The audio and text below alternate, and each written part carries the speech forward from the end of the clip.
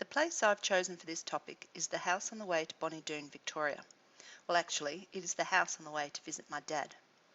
It was a long drive, and as children it seemed even longer. The drive was on a country road with often straight stretches of roads, flanked with not much more than open fields, gum trees and the occasional farmhouse.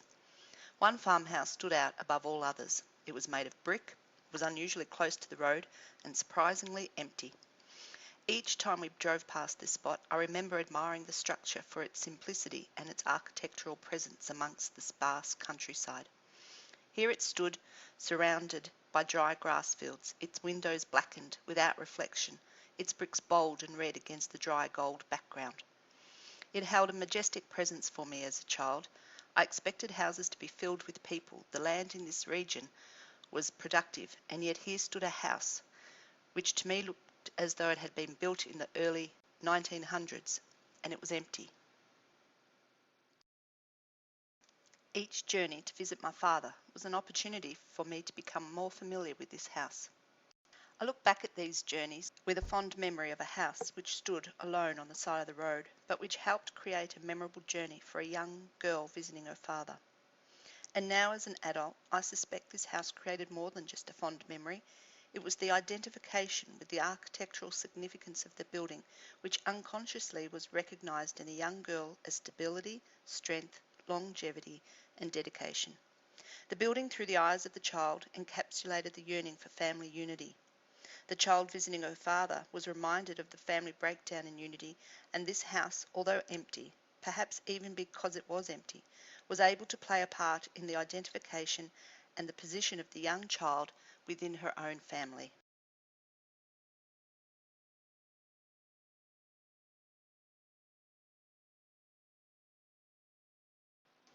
After consideration and communication about the subject with my sister, I decided to test the theory that it is the house which is synonymous in creating memory.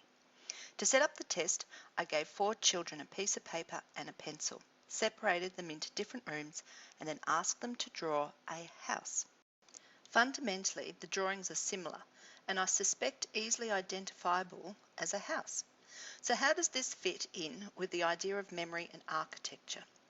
It could be argued that the design and architecture of a house is easily readable from the memory and identification of the child to the building, and that the design of the building belongs to a memory from childhood. Perhaps the designing of houses to be familiar is the architect's role in creating a building which has fond memories of the owner's childhood. In the introduction of the book Memory in Architecture, Professor of Architecture Eleni Bastier describes how she believes memory is a very important part of the design process, as it enables students of architecture the ability to recall places and spaces significant in their individual cultures and upbringings, which can greatly improve and make the designs richer. When thinking about the importance of memory in the design phase of architecture, I am reminded that the emotional attachment to a structure can be enhanced by this memory, and if architecture can trigger a memory, it may also shape the identity of the viewer. Take, for example, the house on the side of the road.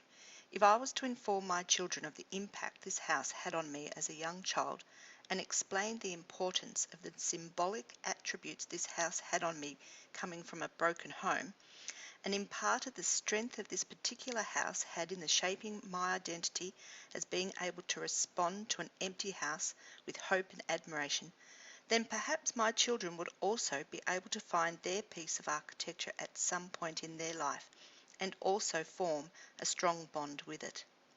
Perhaps this is the significance of heritage, to not only be able to pass on a piece of historical built form, but also the memory and identifying attributes of it as well.